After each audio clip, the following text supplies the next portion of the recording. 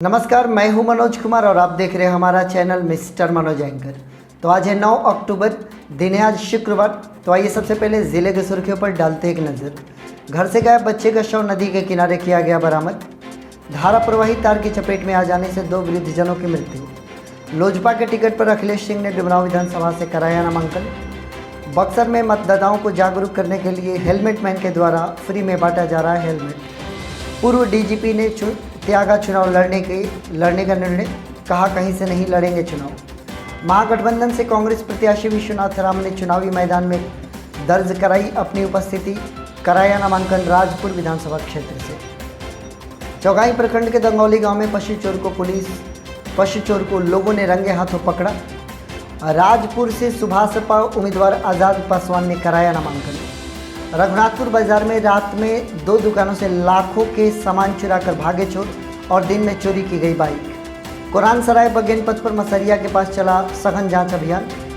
महागठबंधन से कांग्रेस प्रत्याशी संजय तिवारी ने किला मैदान में आयोजित की जनसभा। बक्सर इटाड़ी मार्ग पर वाहन चेकिंग में 4,55,000 रुपये बरामद। नामांकन के अंतिम दिन 17 पर्चे दाखिल, बक्सर सीट से कुल 23 उम्मीदवार। अंतिम दिन डुमरांव में 12 प्रत्याशियों ने कराया नामांकन, कुल 23 बने उम्मीदवार। जिलाधिकारी अमन सबीर ने जारी किया फरमान, मेडिकल बहाना बनाकर ड्यूटी से नहीं बच सकेंगे कर्मी। बक्सर पुलिस ने जुए के अड्डे पर की छापेमारी, 6 जुआरियों को किया गिरफ्तार। बक्सर वीर कुंवर सिंह सेतु पर शराब पीकर बिहार में प्रवेश करे 3 व्यक्तियों को पुलिस ने किया गिरफ्तार, भेजा जेल।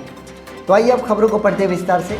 सबसे पहले एक दुखद खबर हम आपको बताना चाहेंगे कि इटाड़ी थाना के अंतर्गत एक गांव आता है सावना गांव के काव नदी में एक बहुत ही मासूम 8 वर्ष के बच्चे का शव बरामद किया गया है। जो जानकारी प्राप्त हुई है, मंगलवार दोपहर 2 बजे बच्चा अपने घर से खेलने के लिए निकला हुआ था। शाम को 5 बजे तक अन्य गांव के बच्चों ने बताया कि गांव के स्कूल पर उस बच्चे को देखा गया। घर के लोगों ने जब खोजबीन शुरू की तो उसके बाद उस बच्चे का कोई अता पता नहीं चला। घर वाले बड़ी परेशान हुए, पूरा समय तलाश किया।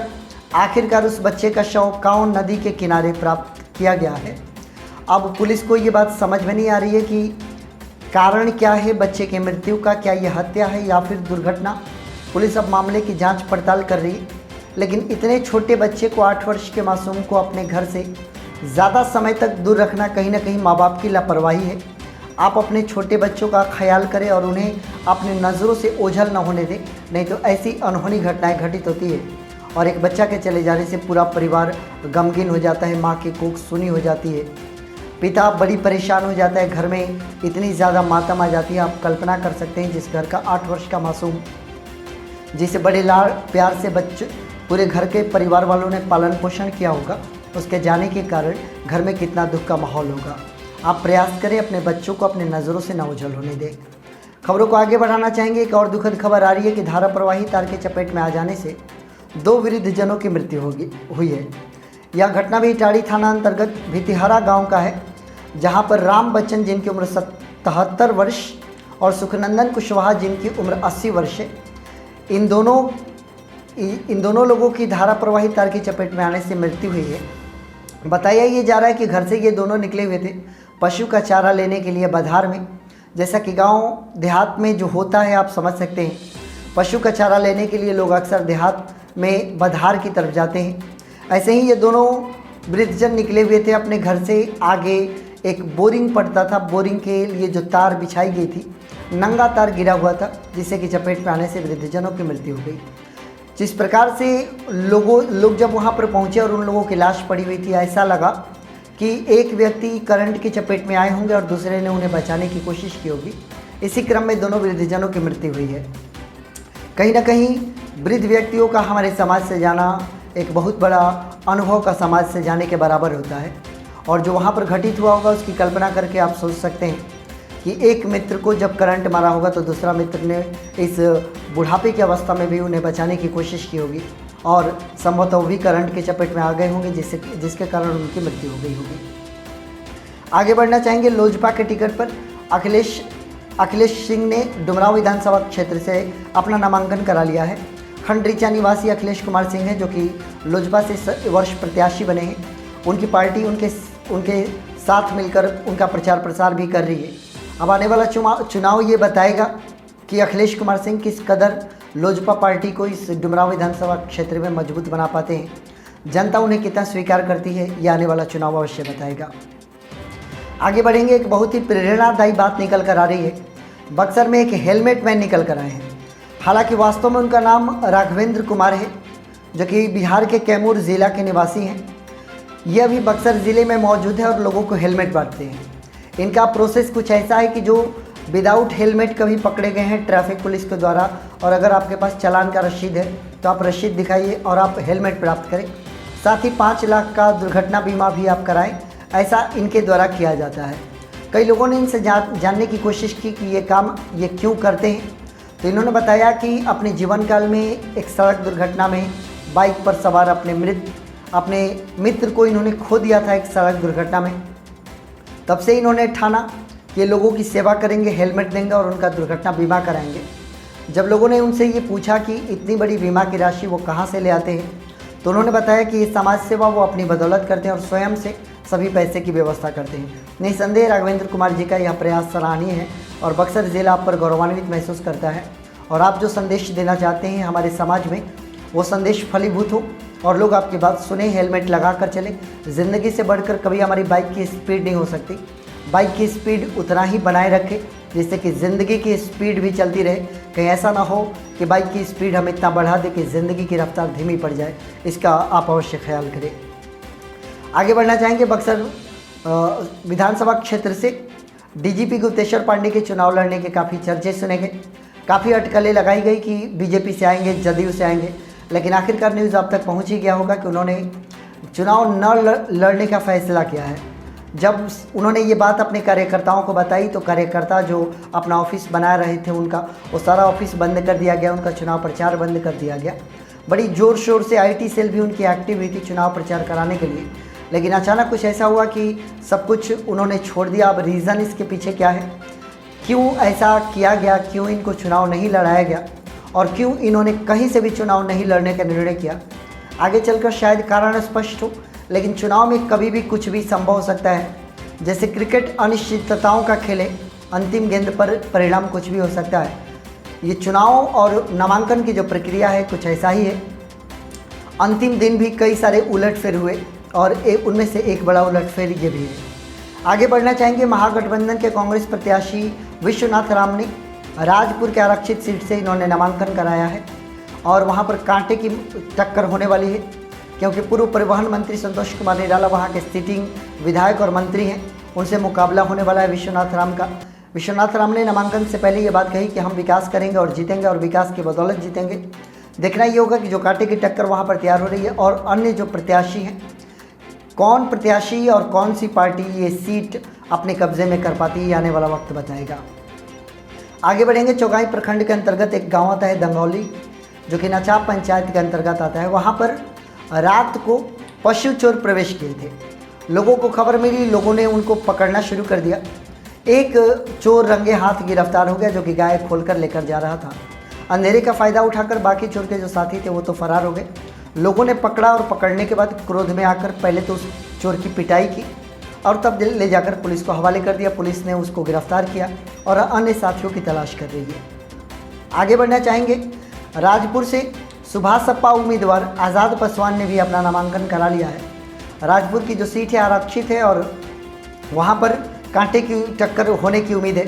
वैसे तो परिवहन मंत्री संतोष कुमार निराला अपनी दावेदारी मजबूत कर रहे हैं, लेकिन उनके सामने महागठबंधन का दमदार प्रत्याशी विश्वनाथ राम भी हैं और एक और प्रत्याशी आज़ाद पासवान ने अपना नामांकन कराया है। सैकड़ों समर्थकों के साथ ये अपना नामांकन कराने पहुंचे थे। देखना ये होगा कि बाकी उम्मीदवारों को आज़ाद पासवान कितना टक्कर दे पाते हैं। आगे बढ़ेंगे। रघुनाथपुर बाजार में ही रात के समय में 2 दुकानों से लाखों रुपए की चोरी कर ली गई। इतने से पेट नहीं भरा, सुबह हुई तो किसी ने एक बाइक चोरी कर ली। चोरी की घटनाएं लगभग पूर्ण विराम लग गई थी और हमारा बिहार और बक्सर ज़िला काफ़ी हद तक सुरक्षित हो गया था।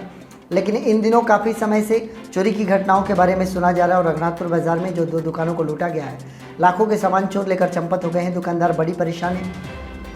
सुबह एक बाइक भी चोरी कर ली गई तो 3 चोरी की घटनाएं यहाँ पर हो गई।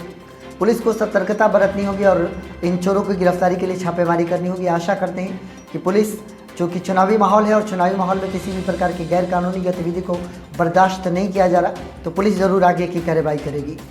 आगे बढ़ना चाहेंगे, कुरान सराय बगेन पथ पर एक गांव पड़ता है मसरिया के पास सघन वाहन जांच अभियान चलाया गया।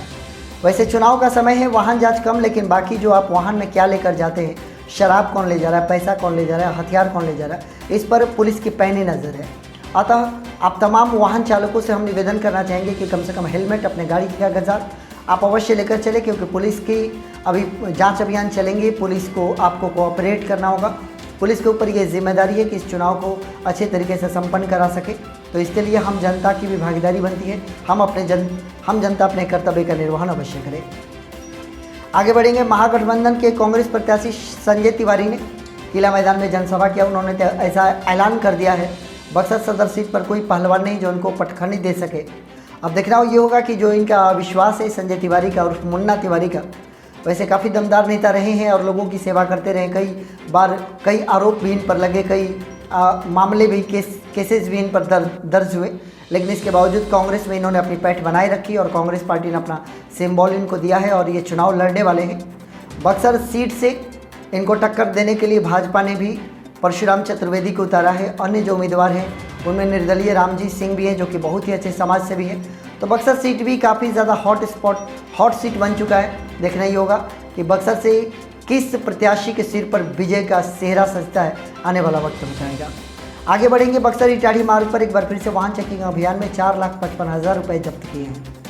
कोई भी बड़ी मात्रा में अगर पैसा लेकर आप जाते हैं तो पुलिस आपको रोकेगी, आपके पैसे को जब्त करेगी, आपके पैसे के उचित कागज़ की डिमांड करेगी। अगर आप कागज़ नहीं दिखा पाते तो निश्चित तौर पर ऐसा माना जाएगा कि चुनाव में हेरफेर के लिए आप पैसा लेकर जा रहे थे। तो जो भी पैसा कैरी करने वाले लोग हैं सड़क मार्ग से या किसी भी मार्ग से, आप पैसे के कागजात अपने साथ अवश्य रखें, अन्यथा आप किसी भी तरीके के पैसे ले जाने से बचें, क्योंकि अभी बहुत ही सघन जांच अभियान चल रहा है। हालांकि जिस बाइक मालिक से ये पैसा जब्त किया गया है, पप्पू जी उनका नाम है, वो माइक्रो फाइनेंस कंपनी में कार्य करते हैं। उनका ये कहना है कि पैसे की निकासी वो हमेशा करते हैं और वो पैसे की निकासी करके ही लेकर आए थे, जो कि पुलिस ने जब्त कर लिया। हालांकि उचित कारण अगर ये बता देते हैं निश्चित तौर पर पुलिस कोऑपरेट करेगी और उनके पैसे को वापस करेगी। आगे बढ़ना चाहेंगे, नामांकन का अंतिम दिन बक्सर विधानसभा सीट पर 17 पर्चे दाखिल किए गए, यानी कि कुल मिलाकर 23 उम्मीदवार बक्सर सीट से तैयार हो गए। आप कल्पना कर सकते हैं 23 उम्मीदवार हैं। हालांकि अब शुक्रवार को सारे कागजातों की जांच की जाएगी, नामांकन प्रपत्रों की जांच होगी और वास्तव में कितने उम्मीदवार चुनाव लड़ेंगे इसका निर्णय कर लिया जाएगा। अभी नामांकन वापस लेने की भी तारीख कुछ समय तक होती है, इनमें से कुछ उम्मीदवार घट बढ़ भी सकते हैं, लेकिन निश्चित तौर पर बक्सर और डुमरांव, ये दोनों जगहों पर काफ़ी ज़्यादा हॉट सीट बन चुका है। अंतिम दिन डुमरांव में भी 12 प्रत्याशियों ने नामांकन दर्ज कराया। कुल मिलाकर हमारे डुमरांव में भी 23 उम्मीदवार हो चुके हैं। अंतिम दिन महाराज परिवार से बिलोंग करने वाले कुमार शिवांग विजय सिंह ने भी अपना नामांकन कराया। जदयू से अंजू महाराज, जिनको टिकट दिया गया है डुमरांव विधानसभा क्षेत्र से, सिटिंग विधायक ददन पहलवान का टिकट काटकर इन्होंने भी अपना नामांकन कराया। रालोसपा से बहुत ही कद्दावर नेता बंटी शाही ने अपना नामांकन कराया है। वहीं जेडीएस से ओम प्रकाश जी ने अपना नामांकन कराया है और प्लूरल्स पार्टी, जो इसका नाम अभी बिहार में काफ़ी छाया हुआ है, काफ़ी ज़्यादा सोशल मीडिया के माध्यम से प्रचार किया जा रहा है, प्लूरल्स पार्टी से समाजसेवी रवि सिन्हा ने भी अपना नामांकन करा लिया है। रवि सिन्हा की भी कोशिश है इस चुनाव में अपनी उपस्थिति को दर्ज कराने की, और ये तमाम वो नेता हैं। इसके अलावा बहुत सारे निर्दलीय प्रत्याशी हैं। तो कांटे की टक्कर होने जा रही है हमारे डुमरांव विधानसभा क्षेत्र में भी। सेहरा किसके सिर सजेगा?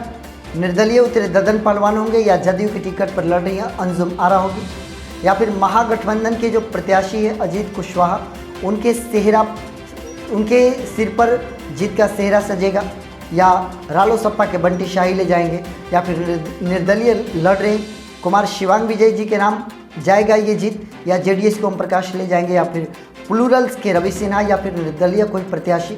आने वाला चुनाव सब कुछ क्लियर करेगा। आप अपने मत का प्रयोग अवश्य करें और आप अपने हिसाब से जो प्रत्याशी आपको लगता है कि आपके समाज की सेवा कर सकता है, निष्पक्षता के साथ निर्णय ले सकता है, बगैर स्वार्थ के आपकी सेवा कर सकता है, उसको आप अपना मत देकर अवश्य विजय बनाएं। आगे बढ़ना चाहेंगे, जिलाधिकारी अमन समीर ने फरमान जारी कर दिया है। जिलाधिकारी का ऐसा मानना है कि बहुत सारे कर्मी चुनाव के समय में मेडिकल का बहाना बनाकर छुट्टी ले लेते हैं उन्होंने ये फरमान जारी कर दिया कि इस बार ऐसा नहीं चलेगा। आप झूठा मेडिकल रिपोर्ट अगर आप पेश करेंगे तो आपकी मेडिकल टेस्ट कराई जाएगी, और अगर आपकी मेडिकल रिपोर्ट झूठी निकलती है तो मेडिकल रिपोर्ट बनाने वाले जो चिकित्सक होंगे और बनवाने वाले जो कर्मी होंगे, दोनों पर कार्रवाई की जाएगी। अतः उनका ये कहना है कि ये चुनाव है और ये लोकतंत्र का पर्व है, इस पर्व में आप अपनी भागीदारी करें। सभी कर्मियों की आवश्यकता पड़ेगी। अगर आप वास्तव में मेडिकल लीव लेना चाहें तो ही आप लें, अन्यथा किसी भी प्रकार का गलत रिपोर्ट आप पेश करके मेडिकल लीव लेने की कोशिश न करें, अन्यथा जिलाधिकारी की कार्रवाई का सामना आपको करना पड़ सकता है। आगे बढ़ना चाहेंगे, बक्सर के वीर कुंवर सिंह सेतु से शराब पीकर उत्तर प्रदेश से बिहार में प्रवेश कर रहे 2 या 3 व्यक्तियों को गिरफ्तार किया गया है। अभी जो चुनाव का समय है, इतनी चेकिंग चल रही है वीर कुंवर सिंह सेतु पर, सारी पुल पर कोई भी आना जाना हो आपको चेकिंग कराना होगा, और ऐसे समय में अगर कोई शराब पीकर बिहार की सीमा में प्रवेश करता है तो यह हास्यप्रद है। पुलिस इतनी मुस्तैद है कि आपको शराब पीकर अंदर आने ही नहीं दे सकती, आपको जेल के अंदर ही जाना होगा। सीमा के अंदर नहीं आएंगे, जेल के अंदर जाएंगे। इसीलिए ऐसे कोई भी व्यक्ति जो शराब पीने के शौकीन है, कृपया आप अपने शौक को कुछ देर तक विराम लगा कर ही रखें। वैसे तो ये शराब पीना बुरी लत है, लेकिन फिर भी विराम लगाएं, अन्यथा आपको घर लौटने को नहीं, जेल की हवा खानी पड़ेगी, और ऐसा ही इन लोगों के साथ हुआ। तो यह हमारे बक्सर ज़िले का कुल अपडेट है जो मैंने आप तक पहुंचाया। हमारा और आपका एसोसिएशन यही बना रहे, आप सुरक्षित रहें, सकुशल रहें, लोगों की मुस्कुराहट हमेशा आपकी बनी रहे, यही हमारी कामना है, और आप हमारे साथ बने हुए हैं। इसके लिए आप सभी का बहुत बहुत धन्यवाद।